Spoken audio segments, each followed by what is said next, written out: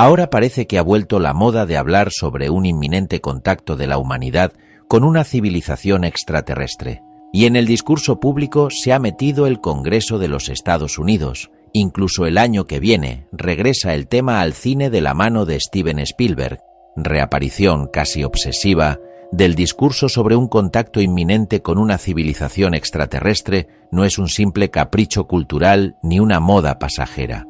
Lo verdaderamente significativo es que esta vez el relato no se articula solo desde la ficción, los márgenes de la contracultura o la industria del entretenimiento, sino que ha penetrado en el discurso institucional, alcanzando incluso a organismos como el Congreso de los Estados Unidos. Cuando una narrativa que durante décadas fue considerada excéntrica, conspirativa o directamente ridícula empieza a expresarse en audiencias oficiales, informes públicos y comparecencias formales, lo que cambia no es tanto el contenido del relato como su estatus simbólico. En este nuevo ciclo, el lenguaje ya no habla de platillos volantes ni de marcianos en clave pulp, sino de fenómenos aéreos no identificados, tecnologías no humanas o inteligencias desconocidas. Se evita cuidadosamente el término extraterrestre, pero se deja flotando la insinuación. El efecto psicológico es evidente. No se afirma nada de manera concluyente, pero se normaliza la posibilidad. La duda se institucionaliza, y con ello, el imaginario colectivo vuelve a colocarse en una posición que creíamos superada, la de una humanidad a la espera de una revelación exterior que podría alterar radicalmente su autocomprensión. Este retorno no se produce en el vacío. Aparece en un contexto histórico marcado por la fatiga civilizatoria, la desconfianza en las élites políticas, el descrédito de los grandes relatos modernos y una sensación difusa de agotamiento del modelo social, económico y tecnológico vigente. En ese escenario, la idea de un contacto extraterrestre funciona como una hipótesis de escape, algo externo que vendría a romper el bloqueo histórico, a explicar lo inexplicable o incluso a justificar el fracaso de nuestras propias decisiones. No es casual que el relato resurja con fuerza cuando las instituciones humanas parecen incapaces de ofrecer horizontes ilusionantes. El cine, como siempre, actúa no tanto como motor, sino como amplificador y legitimador simbólico de estas tensiones. Que el tema regrese de la mano de Steven Spielberg resulta especialmente revelador. Spielberg no es un autor cualquiera dentro del imaginario extraterrestre. Es quien, décadas atrás, transformó el contacto con lo alienígena en una experiencia casi mística, emocional y reconciliadora.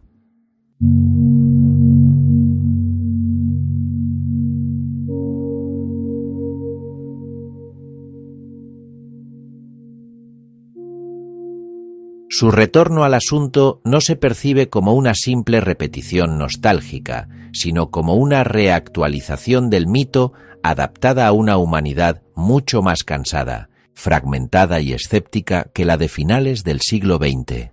En este nuevo ciclo, el contacto ya no se presenta principalmente como invasión ni como amenaza directa, tampoco como ingenua promesa de fraternidad cósmica. Se insinúa más bien como acontecimiento liminal, como umbral, algo que no sabemos si nos salvará, nos juzgará o simplemente nos obligará a mirarnos sin las coartadas habituales. El extraterrestre, una vez más, no importa tanto por lo que es, sino por lo que provoca, la posibilidad de que la humanidad deje de ser la medida de todas las cosas. Así, la presencia del Congreso, la cautela del lenguaje oficial y el regreso del tema al gran cine no anuncian necesariamente un contacto real, pero sí revelan algo muy concreto, la necesidad psicológica y cultural de pensar que el sentido ya no puede surgir solo desde dentro. Cuando una civilización empieza a especular seriamente con la idea de que la respuesta venga de fuera del planeta, quizá lo que esté confesando, sin decirlo abiertamente, es que ha dejado de creer en su propia capacidad de orientación histórica. Durante siglos hemos imaginado el contacto con una civilización extraterrestre como un acontecimiento espectacular, una nave descendiendo del cielo, un mensaje nítido enviado desde una inteligencia lejana, un visitante que de repente colma de sentido todos los mitos del pasado, Imaginamos luces, expectación, vértigo, quizá la amenaza de un poder desconocido, pero la auténtica naturaleza de ese acontecimiento, si llega, será mucho más silenciosa, más interna, más corrosiva para nuestra cultura y más transformadora de lo que podemos prever. El primer contacto no es un suceso externo, sino un trastorno ontológico, la irrupción de lo otro absoluto en el interior de nuestra concepción del mundo. El universo ha sido siempre nuestro escenario, pero nunca nuestro interlocutor. Todas las cosmologías humanas, desde el chamanismo paleolítico hasta la física cuántica, parten de un mismo presupuesto, que somos los únicos que lo contemplan. La posibilidad de otra inteligencia, indiferente a nuestras metáforas, ajena a nuestra fragilidad, rompe de inmediato ese privilegio psicológico. Nos coloca ante un espejo que no refleja nuestro rostro, sino la evidencia de nuestra contingencia. Por primera vez comprenderíamos que no somos necesarios, y eso sería insoportable para la conciencia moderna, acostumbrada a ocupar simbólicamente el centro del cosmos incluso cuando proclama lo contrario. El contacto no empezaría con una batalla ni con un saludo ceremonial, sino con un silencio que nos interroga. Una señal detectada a cientos de años luz o una sonda observándonos desde la periferia del sistema solar desencadenaría una crisis que ningún gobierno, religión o institución está preparado para gestionar. El suceso sería demasiado grande para encajarlo en nuestras categorías. ¿Qué haríamos con un mensaje imposible de interpretar? ¿Cómo se reordenarían las jerarquías políticas? ¿Podría sobrevivir la arrogancia tecnológica de nuestra época cuando comprendiéramos que no dominamos ni el 10% de las fuerzas que otra civilización ha integrado en su vida cotidiana? Stephen Hawking advirtió que el contacto podría ser como la llegada de los españoles a América, una irrupción devastadora, un encuentro entre mundos desiguales, una alteración irreparable de las formas de vida anteriores.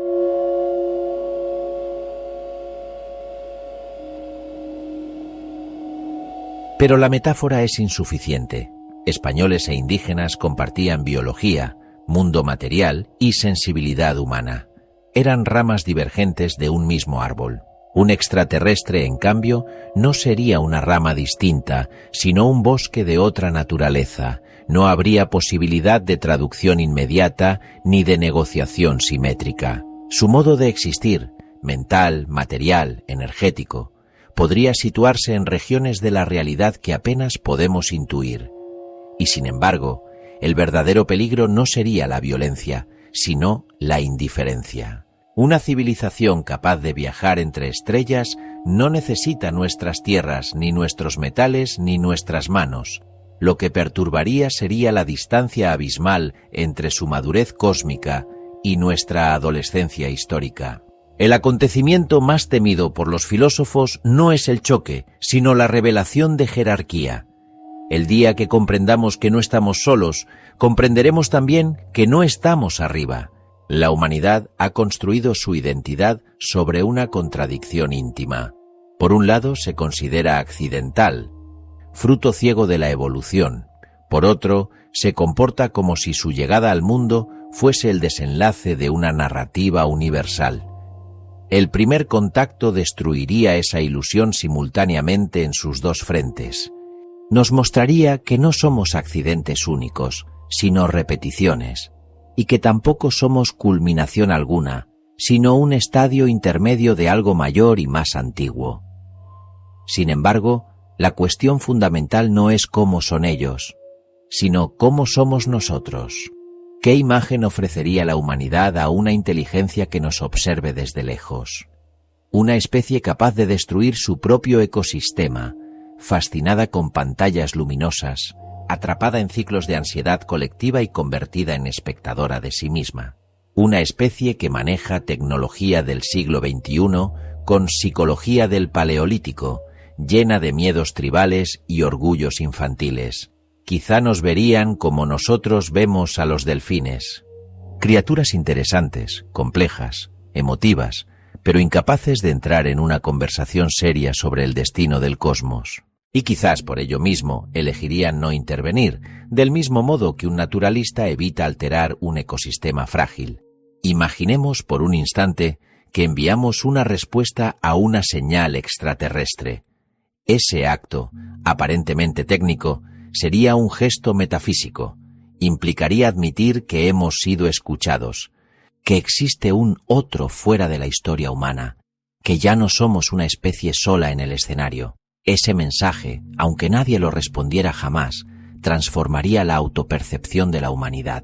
Los textos religiosos, las filosofías idealistas, el humanismo renacentista, las ideologías modernas y los relatos nacionales entrarían en un proceso de erosión inevitable, porque cada uno de ellos parte de un presupuesto tácito, que la historia humana es el centro de la narrativa del mundo. El verdadero primer contacto sería, en realidad, un proceso lento de descentración. Primero, la ciencia astrofísica reconocería que nuestras categorías son insuficientes. Después, la política se fracturaría ante la pregunta ¿quién responde? Luego, la economía se reordenaría en torno al valor de la información. Finalmente, la filosofía tendría que reescribir el concepto de humanidad. La especie entera se vería obligada a pensar no desde la Tierra, sino desde el cosmos. Y ese giro, más que cualquier nave en el cielo, sería la auténtica revolución. No deberíamos temer la conquista, sino el descubrimiento de nuestros límites. El mayor miedo de la humanidad no es que exista vida inteligente, sino que exista una vida inteligente que nos observe con la misma mezcla de curiosidad y distancia con la que nosotros observamos a los animales. Con interés científico, pero sin reconocimiento moral. El pánico no nace de la amenaza, sino de la posibilidad de que no les interesemos lo suficiente como para ser una amenaza. Ser ignorados es peor que ser conquistados. Supone aceptar que nuestra historia, con sus epopeyas, sus guerras, sus religiones y sus sufrimientos, no constituye más que una nota de pie de página en una biblioteca cósmica sin lector humano. Quizá el primer contacto llegue un día. Quizá descubran nuestra presencia antes de que comprendamos la suya.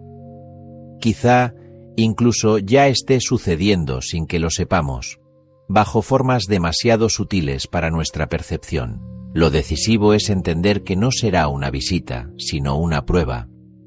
La humanidad tendrá que demostrar que es capaz de elevarse por encima de su provincialismo cósmico, de su narcisismo psicológico y de su inestabilidad histórica. Tendrá que aprender a pensar desde un punto de vista mayor, desde una escala donde la vida no es un milagro exclusivo, sino una consecuencia natural de la maduración del universo. Si ese día llega, deberíamos recibirlo no con temor, sino con lucidez, porque el primer contacto, más que un peligro, será un espejo. En ese espejo no veremos a los extraterrestres. Nos veremos a nosotros mismos tal como somos, no tal como quisiéramos ser. Y tal vez ese descubrimiento, brutal y liberador al mismo tiempo, marque el verdadero comienzo de la humanidad adulta. El momento en que comprendamos que nunca fuimos el centro, que nunca fuimos la meta, y que el universo no estaba esperando nuestra llegada.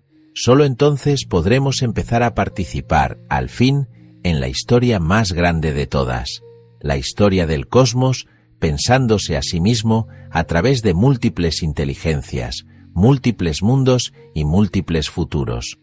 El temor a que algo ajeno, superior y hostil irrumpa en el mundo humano es mucho más antiguo y hunde sus raíces en estructuras mentales previas a la ciencia.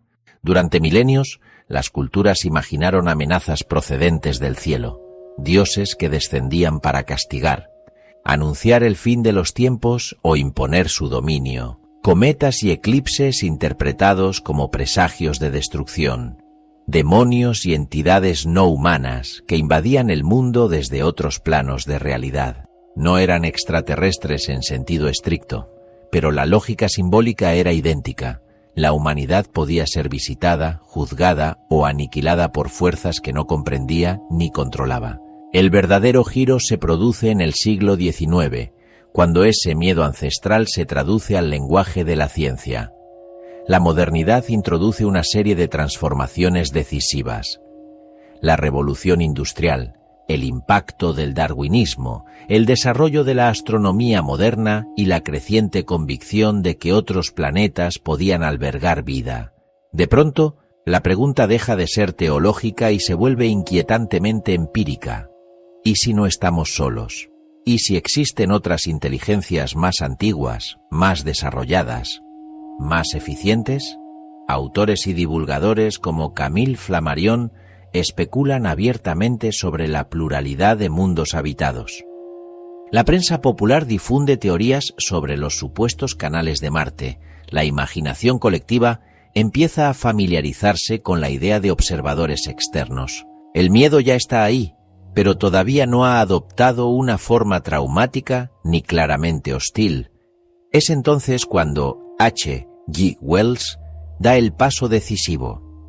En la Guerra de los Mundos, los extraterrestres no llegan como dioses, ni como maestros ilustrados, ni como curiosidades científicas, sino como colonizadores. No buscan comunicarse ni enseñar, sino explotar y exterminar. Los seres humanos no ocupan el centro del relato, son débiles, irrelevantes, biológicamente inferiores. Wells narra la invasión con un estilo casi periodístico, sobrio y verosímil, lo que intensifica su impacto psicológico. Pero lo más perturbador es que el autor proyecta en los marcianos la lógica del imperialismo europeo de su tiempo. Los invasores hacen con Inglaterra lo mismo que las potencias occidentales habían hecho durante décadas con África y Asia. La novela funciona así como una inversión moral de la historia reciente y como una humillación. La humanidad experimenta, por primera vez en la ficción moderna, lo que significa ser colonia. Con Wells, el miedo deja de ser mítico y se convierte en histórico. Ya no es un castigo divino ni un símbolo religioso, sino un escenario plausible dentro de un universo regido por la competencia biológica y la técnica. A partir de La Guerra de los Mundos, la literatura y el mundo audiovisual no dejan de explorar el contacto con lo extraterrestre como un espejo cambiante de las ansiedades humanas. Lo interesante es que ese contacto no adopta una sola forma, sino que se fragmenta en varios registros simbólicos que evolucionan con el contexto histórico, tecnológico y moral de cada época. El extraterrestre no es nunca el otro, sin más. Es siempre una metáfora encarnada de nuestros miedos, deseos y contradicciones. En las primeras décadas del siglo XX, y con especial intensidad tras las guerras mundiales, predomina la figura del contacto hostil. El extraterrestre aparece como invasor, conquistador o exterminador, prolongando el modelo inaugurado por H. G. Wells. El cine clásico de ciencia ficción de los años 50, en pleno clima de Guerra Fría, está plagado de seres que llegan del espacio para suplantar, destruir o contaminar a la humanidad. La invasión alienígena funciona aquí como una alegoría del enemigo invisible, del comunismo, de la paranoia nuclear o de la pérdida de identidad individual en sociedades cada vez más masificadas. Con el paso del tiempo, especialmente a partir de los años 60 y 70, surge otra forma de representación, el extraterrestre como juicio silencioso sobre la humanidad. Ya no viene necesariamente a destruir, sino a observar, evaluar o poner en evidencia nuestra violencia y primitivismo. En relatos como El día que paralizaron la Tierra o, más tarde, en Encuentros en la tercera fase, el contacto adopta un tono casi pedagógico. El otro cósmico es superior no tanto por su tecnología como por su capacidad de contención moral. Frente a él, el ser humano aparece como inmaduro, agresivo, incapaz de gestionar su propio poder. A partir de los años 70, coincidiendo con la explosión del fenómeno ovni, se introduce en un giro decisivo. El contacto deja de ser colectivo y se vuelve íntimo, psicológico y ambiguo. Aparecen los relatos de abducción, de encuentros nocturnos, de recuerdos fragmentados. El extraterrestre ya no invade ciudades, invade conciencias.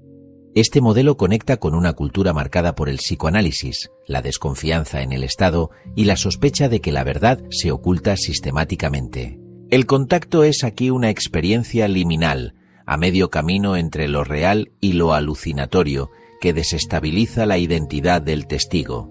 En etapas más recientes, aparece una representación casi terapéutica del contacto. Películas como Arrival o E.T. presentan al extraterrestre como posibilidad de sanación, de reconciliación con el lenguaje, con el tiempo o con la propia infancia. El otro ya no viene a dominarnos, sino a ofrecernos una salida simbólica a nuestro encierro histórico. Este giro no es casual. Surge en sociedades exhaustas, saturadas de conflicto, que proyectan en el cosmos la esperanza de una inteligencia menos dañada que la nuestra.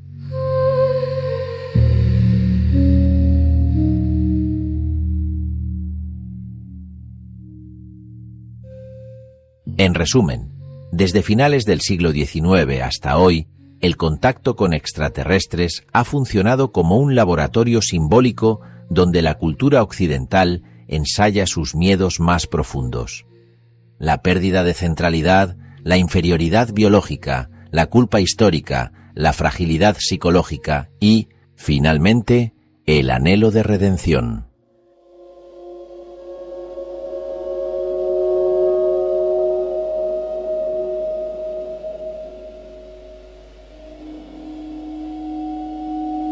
La pregunta nunca ha sido realmente si existen otros seres inteligentes en el universo, sino qué revela de nosotros la forma en que los imaginamos. Cada época ha tenido los extraterrestres que necesitaba, porque en el fondo nunca hablamos de ellos, sino de nosotros mismos frente a lo desconocido.